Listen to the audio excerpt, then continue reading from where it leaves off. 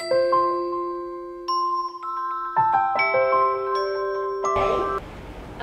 we're going to show you some wonderful little clips, movie clips, and then I'll come back on.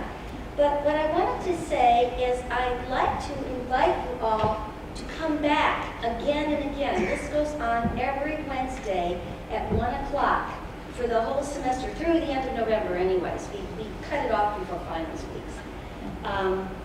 But next week we've got Unfold Your Own Myth, Poetry and Stories by Jalaluddin Rumi. And we've got Fariba Entishar, who's a scholar from Iran, and she's going to be talking about that and reading some poetry and the like by Rumi. And then we have Old and New Worlds of Flamenco. And we've got the Kai and Azaro Flamenco Trio coming for that.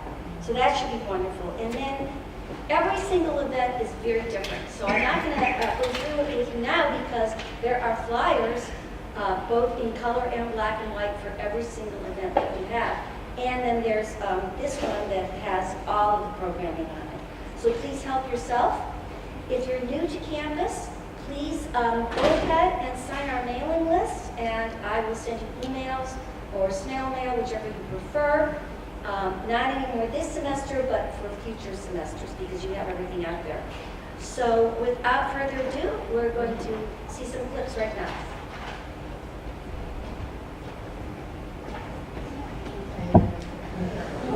A, B, C, D.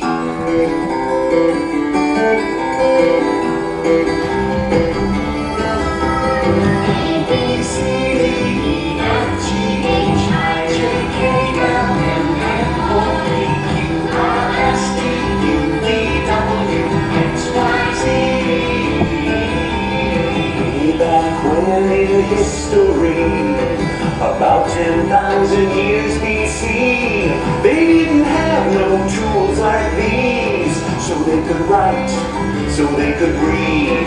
That's how it used to be, back before the ABCs. You got to have a hammer if you want to pound a nail. You'd flush a lot of water without a bucket or a pail. You'd walk stiff-legged if it wasn't for your knees. Where would you be without the ABC?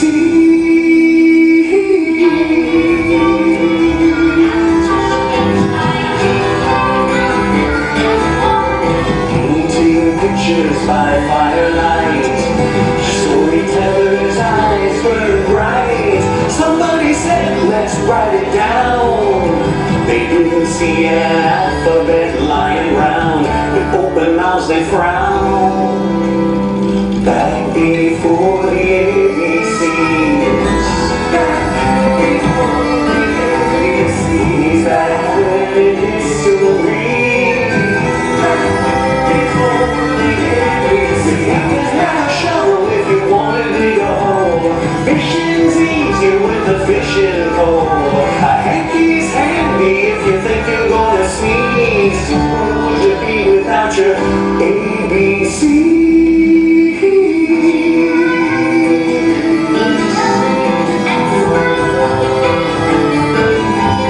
Back before the ABC.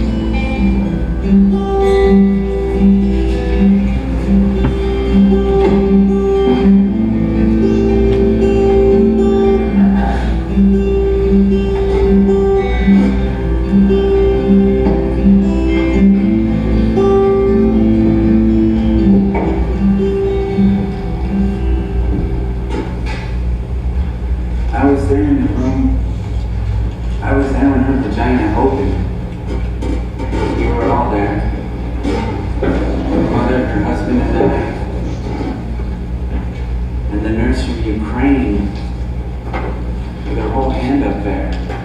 In her vagina, feeling and turning with her rubber glove as she talked casually to us like she was turning on a loaded faucet. I was there when the contractions made her crawl on all fours, made unfamiliar moans leak out of her pores, and still there after hours when she just screamed, suddenly wild, her arms striking at the electric air. I was there when her vagina changed from a shy sexual hole to an archaeological tunnel, a sacred vessel, a Venetian canal, a deep well with a tiny stuck child inside, just waiting to be rescued.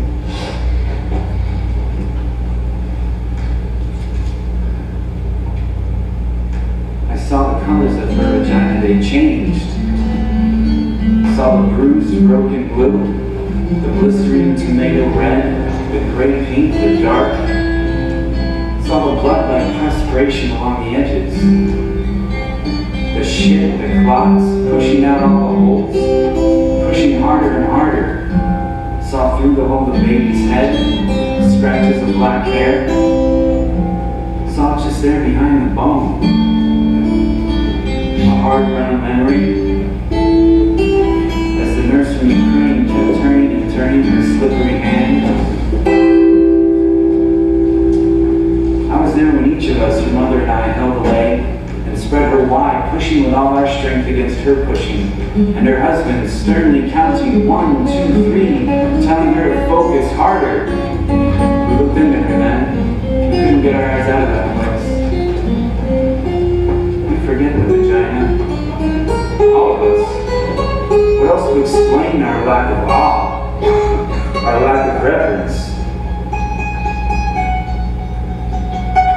I was there when the doctor reached in with these spoons, these Alice in Wonderland spoons.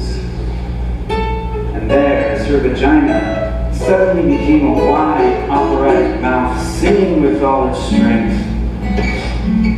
First the little head, then the great flopping arm, then the fast swimming body swimming quickly into our weeping arms. I was there later when I just turned and faced her vagina. I let myself see her all spread, completely exposed, mutilated, swollen, and torn, bleeding all over the doctor's hands, who was calmly sewing her there. I stood, and her vagina suddenly became a wide, red, pulsing heart.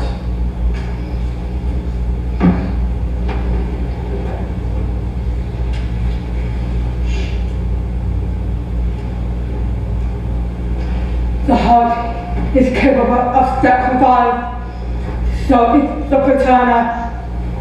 The heart is able to forgive and repair. It can change its shape to let us in. It can expand to let us out. So can vagina. It can ache for us. It can stretch for us. It can die for us. And bring us into this difficult, waterless world.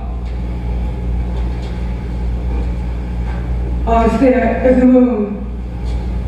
I'm in the moon.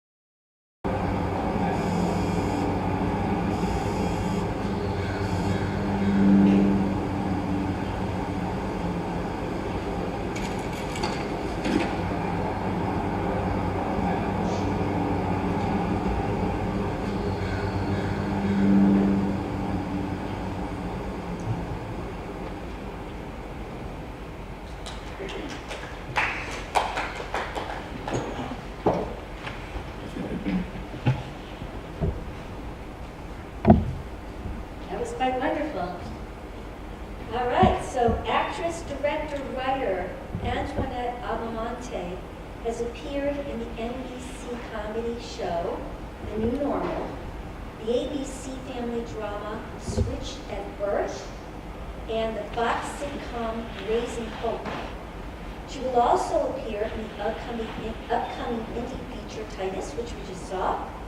On stage, she performed Oliver Twist at Deaf West Theater, Found on Pandora Avenue at South Coast Repertory, and Children of a Lesser God with the Cleveland Sign Stage Theater Company.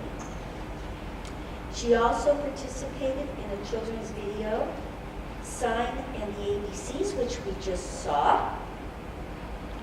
And she authored a children's book called Treewise.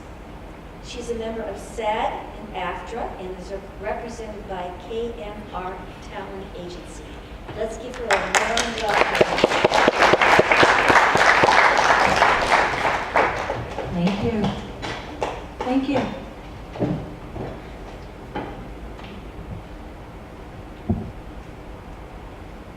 One morning, I came downstairs and I saw my mother. I told her I did not believe in God. She was furious and walloped my face.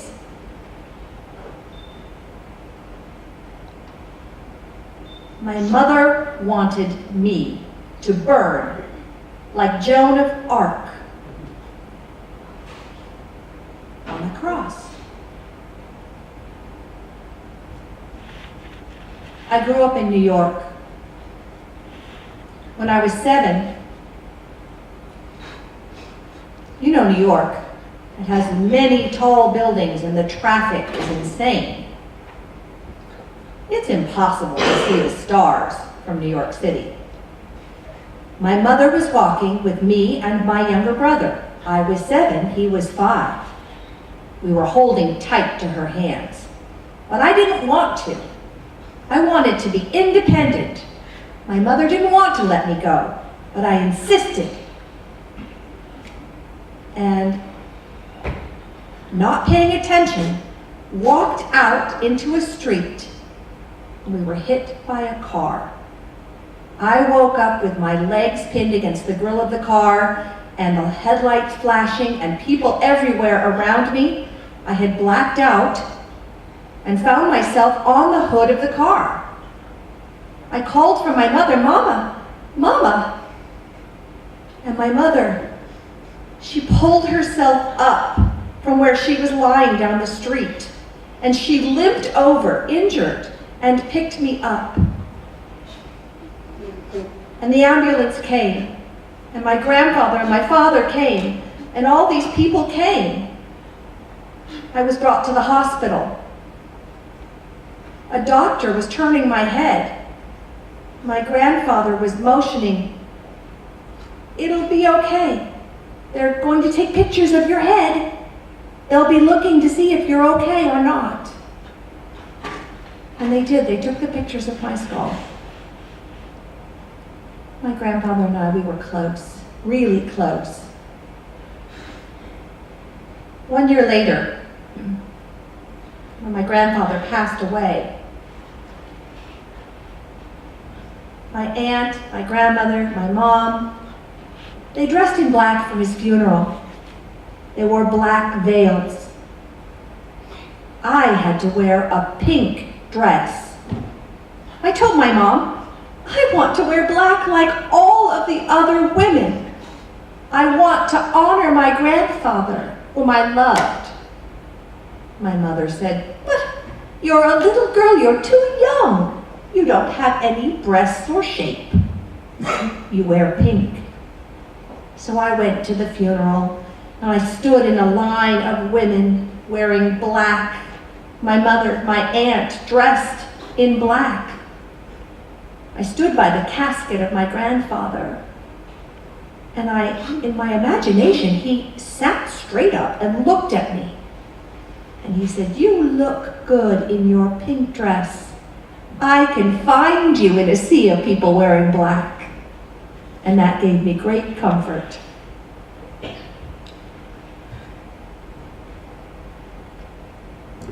At the age of 10, my friends and I snuck into a Roman Catholic church in our neighborhood. I was terrified, but I was game for it. I saw statues on the cross with blood dripping from their eyes, from the stigmata. My heart was pounding. When I got home, every bedroom in our house had a crucifix. So after that trip to the church, one morning, I was looking up at the cross in my bedroom, and I saw Jesus on the cross. And I thought I saw him move. He got up off of the cross and walked over to me in my imagination. I was so frightened, I hid the crucifix under the bed and did so in every single room in our house. But my mother put the crucifixes back on the walls in every room, so I had to think of another approach. So I decided to decorate all of the crucifixes in the house with flowers and fur so that I couldn't see the bloody eyes and bloody hands from the nail marks. My mother seemed okay with that. Again, I was relieved. I used to play punch ball and stick ball with the boys on our street in Brooklyn. I always played with the boys. But my grandmother warned me. She said,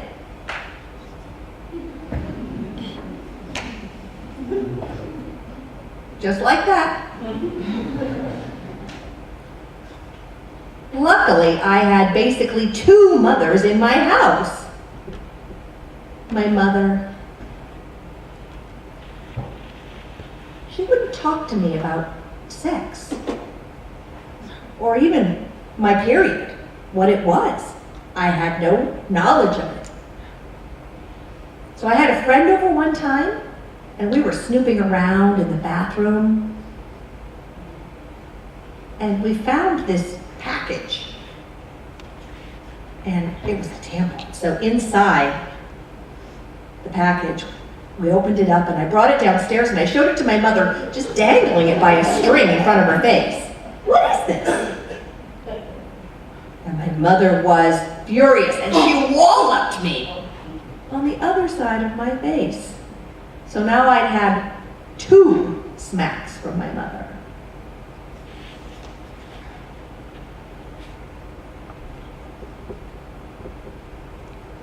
I was raised in a house full of women.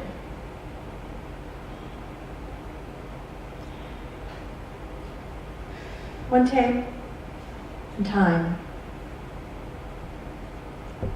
I was skateboarding.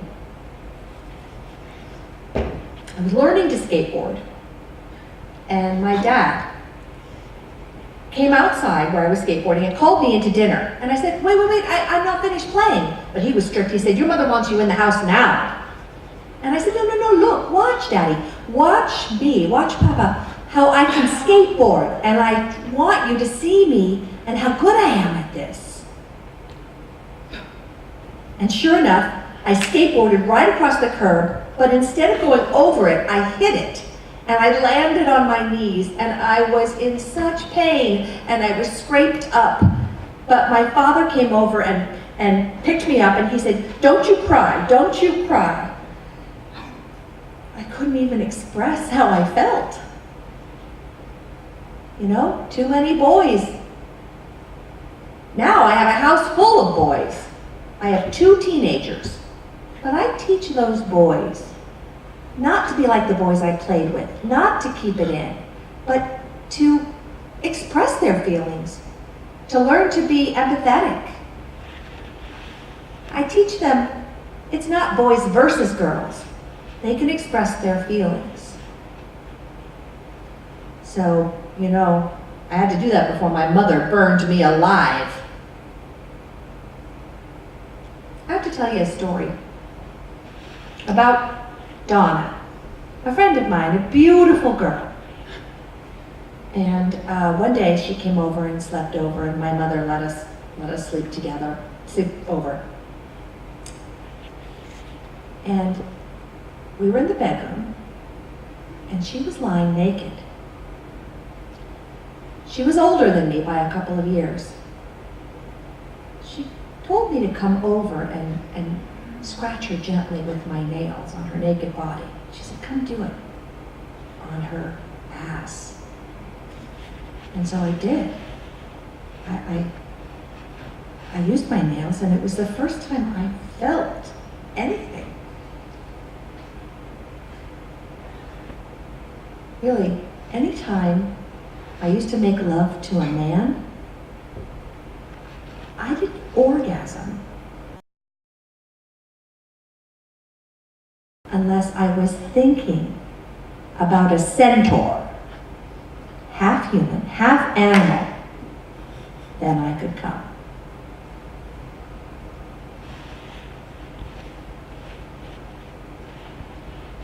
My father was really a very soft person on the inside. He had epilepsy, and he frequently had seizures. I would have friends over to the house and we'd be playing, and when I would see my father's eyes shift, I knew an episode was coming on. And I would run to my mom, and I'd say, Mama, Mama, it's happening now. I'm scared. I'm going upstairs with my friends. Because I would not touch my father when he was having an epileptic seizure. I would tell my friends, and I said, come see my cat upstairs. Let's go upstairs and play with my cat. And I was so relieved. I didn't want my friends to be scared like I was of my father. He was loud. He was banging around the house when he was having a seizure.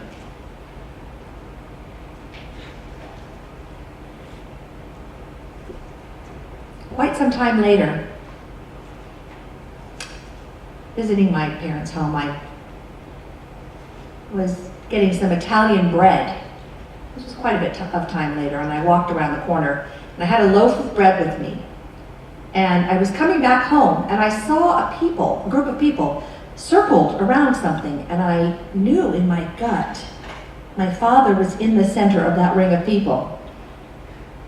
So I walked toward it, and indeed, my father was out there in the middle of the street.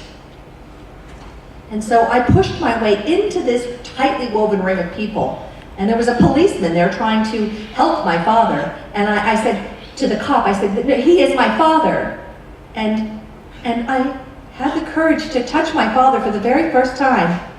And I felt something different for the first time. My love for my father increased, and my love for people in the world increased in that moment. And then I headed home.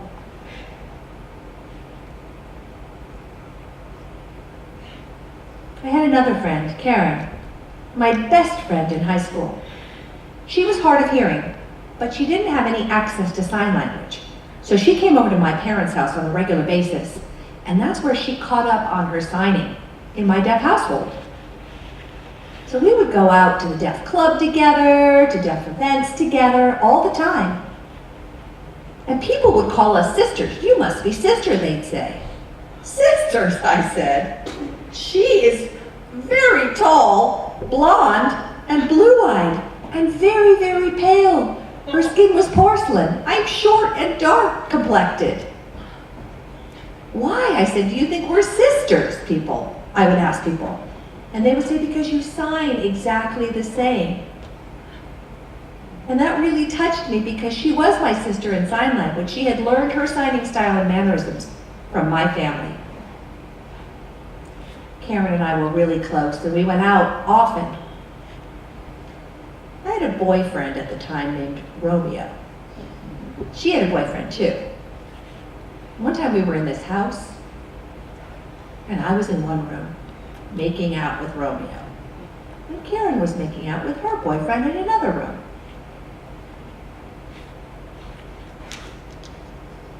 And Romeo tapped me on the shoulder. He was hearing. He said, I hear something. I hear something going on. It doesn't sound right. So I went out and I tried to get into this other room where Karen was, and it was locked. I pounded and pounded and pounded on the door, but no one would open the door.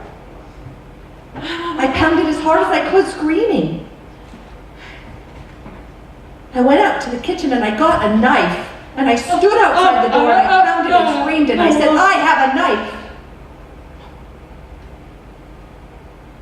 opened the door, and my friend Karen was lying there, naked. Her pants were torn off her. There were a group of boys in there surrounding her. All she could do was stare at me. It was the first time, this is the first time for me telling this story. I told Karen, I said, tell your father what happened to you. Your dad is a cop. Tell him. Karen said, no, I can't. I don't want to. I don't want other people to know what's happened to me. This is private. 7 boys got away with what they did to her that day. Life is a tunnel. There are all kinds of barriers and things that get in your way that you have to come across, obstacles, to get to the other side. You know, I grew up helping my parents. I was the helper in my family. They did not read English. I would have to type out messages in English for them in TTY, on the TTY, and I would have to translate English for them. One time I was playing with a group of friends out in the street, and I saw my brother, and he was being bullied by a very tall guy who had pulled his hearing aid out and thrown it into the street. Well, I ran across the street and I stood in front of my little brother and I took on this giant bully. And I said, I will fight you. I will punch you right in the nose, mister.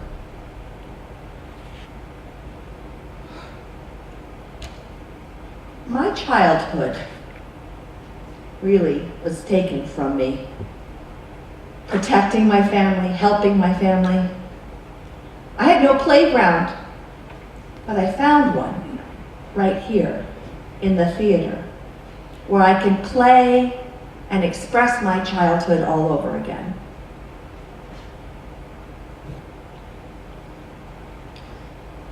A fire, burning, consuming me. It's the pressure of the fire. Watch.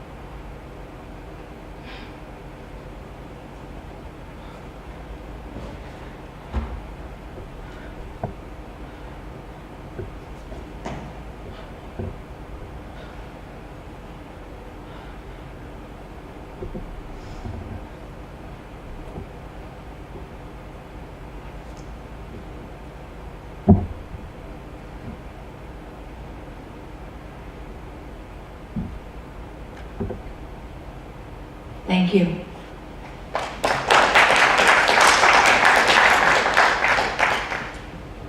Thank you. So I believe we have a Q&A now.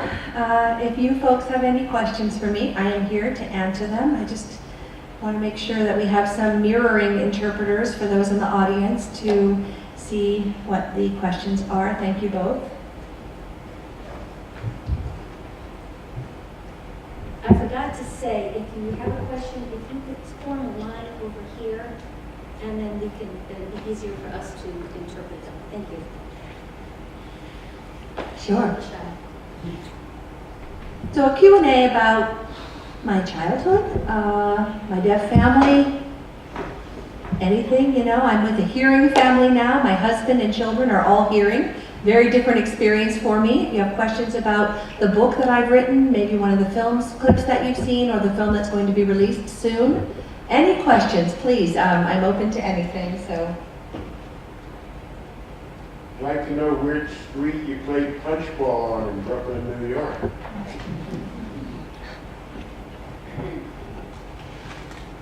'68 Ave and West 80th and Avenue S and T. Oh, from Flatbush. Oh, how's your coffee? Yeah, from Kings Plaza Mall. Kings Plaza Mall? What high school did you go to? Edward R. Murrow High School. Very good. Brooklyn Tech. Okay, great. Beautiful presentation. Oh, thank you. Thank you so much.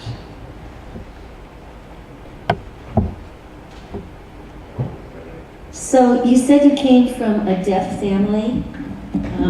Were both your parents and your brother deaf as well?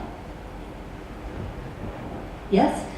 Yes, my parents, my brother were deaf, and I had an uncle who lives in Italy who's deaf. And did you go to regular public school or to a special school? Both. I went to both, back and forth. I first went into PS 47, which is a deaf school in Manhattan. And then a teacher there suggested to my parents that perhaps I should try a mainstream school, so I went to a mainstream school, PS 100, PS 204. Oh my gosh, poor kid, I put in all these different schools, kind of messed me up. And then I went into a deaf school, a Catholic deaf school in Brooklyn, St. Francis de Sales School, where I learned my first theatrical experiences were there. And then did you go on to college to study theater? Yes, I went to Gallaudet, and then after 2 years, I left and I went to various different colleges. I was trying to get into, I wanted to try different colleges, but I was so into theater at the time that I was doing theatrical things at the same time. I have a huge transcript, it's many, many pages. My favorite was San Francisco City College. Multicultural, theatrical, and music history. And the teacher almost kicked me out of class there. They were like, how can you hear music? Why are you in a class with music theory? And I said, I love music, and I have a musical heart. I'm musical inside. I am very, very musical. So indeed, I got an A in that class. Okay, another question coming this way. Oh, do we have other questions? Come on, don't be shy. We have a wonderful actress here. Come on up.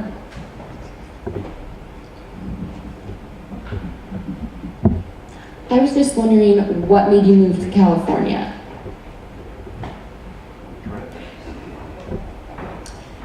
Well, I lived many places. I was in New York, and I first went to summer school at the theater at the National Theater of the Deaf. And then I got a job in Cleveland at Sign Stage Theater, and I was there for 3.5 years, and 3.5 years, and I wanted to try ACT, American Conservatory Theater in San Francisco. So I moved there, and I was one of the co-founders of the theater class for deaf students at ACT, and adults as well, and merged an interpreter training program specifically for stage and theater, and worked at that. And stage theatrical interpreting is very, very different than using interpreters in general settings like the classroom and so forth. You need special training to be a theatrical interpreter. So I worked there for a while in San Francisco, and I wanted to try TV and film. You know, I'd been on stage for quite a long time, and I thought it was time to give film and TV a try, and that's when I moved to the Los Angeles area. And I moved a lot after that as well, but that's another story. You're welcome. Thank you. Thank you for that question. Hello. Oh. Go ahead. Where did you meet your husband, and is he also in the arts? Or part of the arts? My husband did not know any sign language when I met him, and we met in a park. I had a dog. He was caring for his cousin's dog at the time, and they were off on their anniversary, their honeymoon. So he was taking care of their dog. And I don't know. Anyway, so we met at this park, and I don't know, we exchanged business cards. He gave me his business card, and I emailed him back. We started emailing, and then he took some sign language classes at El Camino College, community college. Started there, and we had a relationship, and then now we've had 2 boys. Why do I have all the boys? Boys in my life. I guess were there any challenges between you being deaf and him being a hearing person? Oh, yeah, sure. I grew up in a deaf family, and we had challenges there too. I mean, life is challenging, relationships are challenging. But yes, we have a hearing family now. My sons do sign, they can understand sign very, very well. They sign pretty well. And oftentimes we'll sign with one another, and their dad misses out entirely because he can't quite keep up with me and my kids. But sometimes they'll talk and have very deep conversations when I'm in the room, and they forget that I'm in the room, and they talk.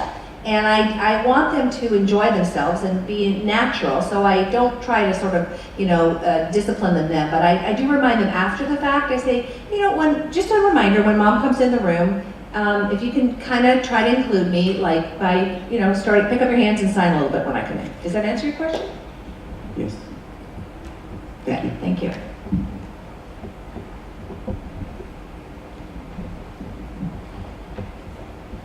For the many people that are deaf, have you gone to the university there at Georgetown, where there's a school for the college for deaf people? And I was just thinking, in Mongolia, there's because of the terramycin that the Russians still use to treat infants, about 10% of their people are deaf. And so there's a lot of Mongolians, and I'm sure throughout the world. So there's a part of me, and what are you doing for other people that have to process what you've been going through? That's the first question. And the second question, I would think you have been dealing with myths about being deaf, and therefore some people don't see you as human. I'm coming from the Helen Keller background of a lot of people that didn't think she had the expertise that she did, but she was blind and deaf. But at the same time, I'm wondering what traumatic issues still come up because you're not, and this is not a statement, but some people may not see you as completely whole. And that's not what I'm saying, but you have to deal with these things in life. How do you deal with that? Oh, well, thank you. Great questions, challenging questions. So thank you for that. I prepared.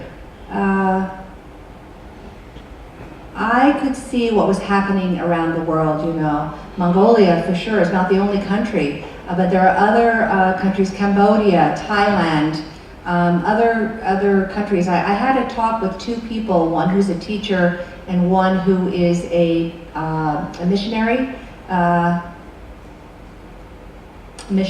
and we've emailed back and forth. And some friends got me into this conversation. There are children who have no access to sign language.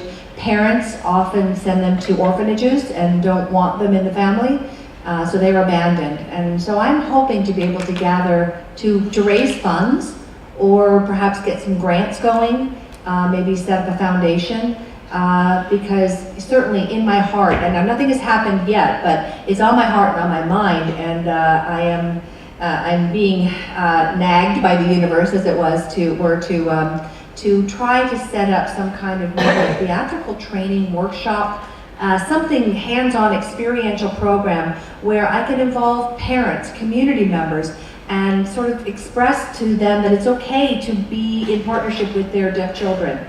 And I want to be able to bring my book, which I wrote called Tree Wise, which shows how to develop wisdom between two cultures through the use of sign language and what can grow from that.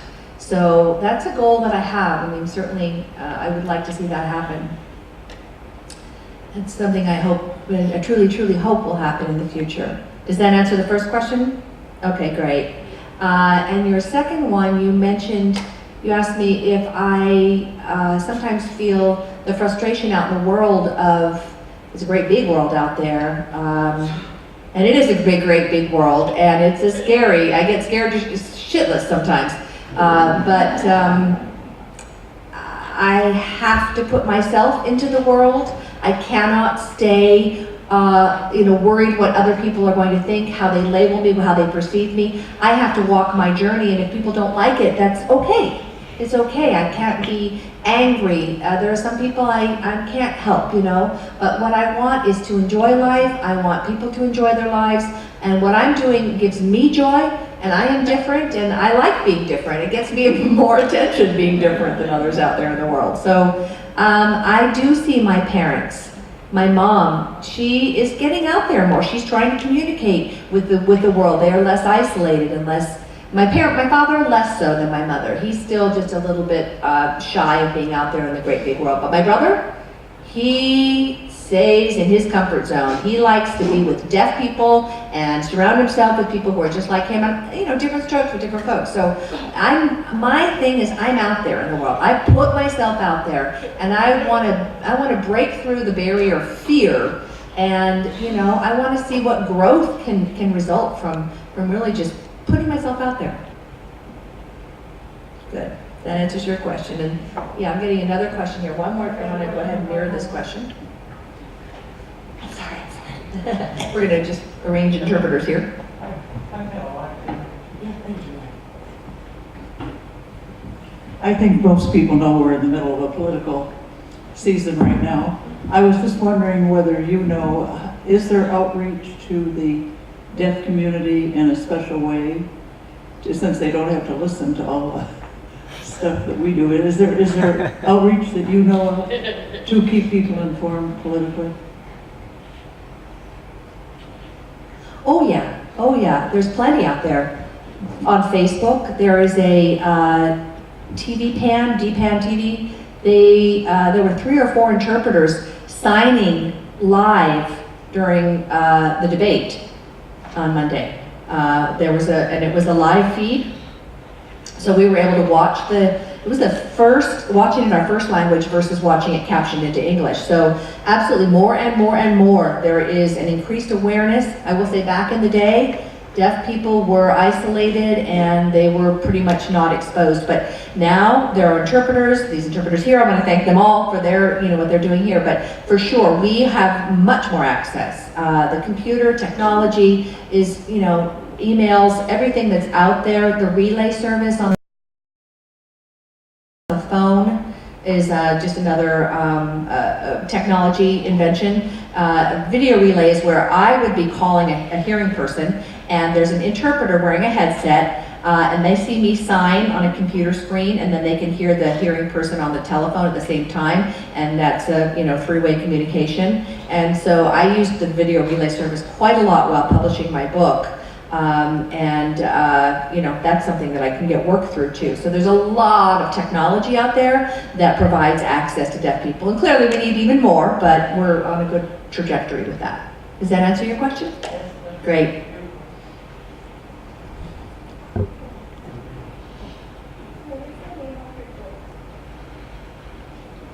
It's called Tree Wise. Tree Wise.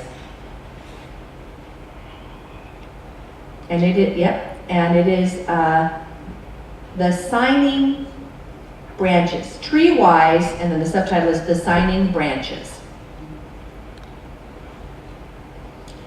And my next book is coming. I'm going to do all sign books for adults and children as well. 10 pages, an expression of gratitude. Gratitude. It's kind of a self-help book, if you will. Got one more question. When I was in my teens, this was many, many years ago. I had a friend who had a mother who's deaf. And some way or another, he learned how to read lips. And if you would enter into a conversation with her, she could engage in a very, very nice conversation. You wouldn't even believe that she was deaf. Now, if she turned her head away and you said something, naturally she could not hear you. But if she was facing you, she could understand. Now, is this something that is taught in school today? To be able to read lips? It depends. It depends. Oh boy. There's a lot of controversy around that, so differing viewpoints. I wanted to learn lip reading because I wanted to be in your world. I self-taught myself. I grew up in a school, when I went to the mainstream school, there was no interpreter for me. Oh boy, one girl in the 4th grade, her name was Laura. She sat next to me. We shared a desk, and when I watched the teacher, if I didn't understand something, she would write down what the teacher said, and I would try to watch the teacher and try to catch what the words were on the page on her lips. And sometimes, you know, some people do, and I can't speak for all deaf people. I really cannot. I can only speak for myself. Some people are really content with sign language. They don't want to lip read. They don't want to use hearing aids. They want to be in the world of silence. And that's, you know, like my father's a better finger speller than I am. He spells words better than I do. Many deaf people do. It varies so much. Some people, let's say, you know, I'll say like, well, to one side I'll be like, you know, do you want to be in theater? And he'd be like, no, I want to be in sports. It's the same kind of thing, you know. People have to follow what's right for them. You can't really force people to be happy. Happiness is a choice that people need to make for themselves, and you have to give them options. So, is that sort of? Okay, great.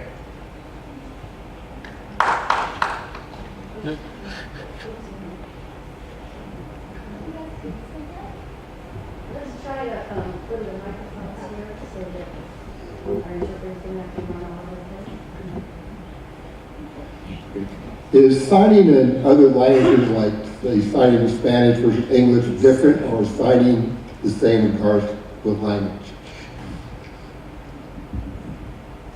No, there are different sign languages all around the world, darn it. If I go to a different country, I have to learn a brand new sign language in that country. So there are different ones. Yeah, not universal. Not a universal language.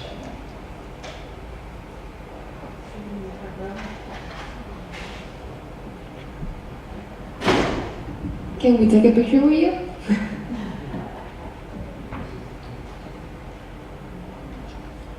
Sure. I mean, I don't know, are we? Sure thing, afterwards.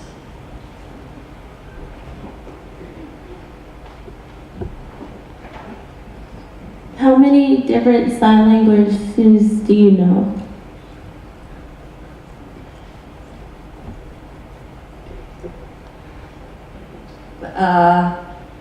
I remember when I went to Italy, I picked up enough, because they have a deaf club there, and I picked up enough, and when I got back home, I forgot it all.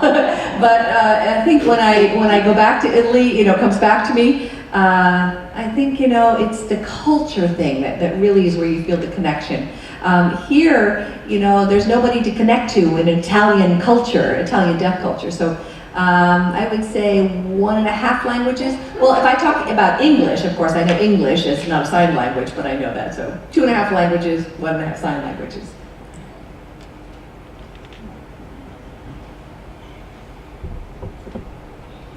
Okay. Is that it? Let's give. Thank you all. And to our teachers today, thank you so much. Okay, come back again. Great. So a picture with you.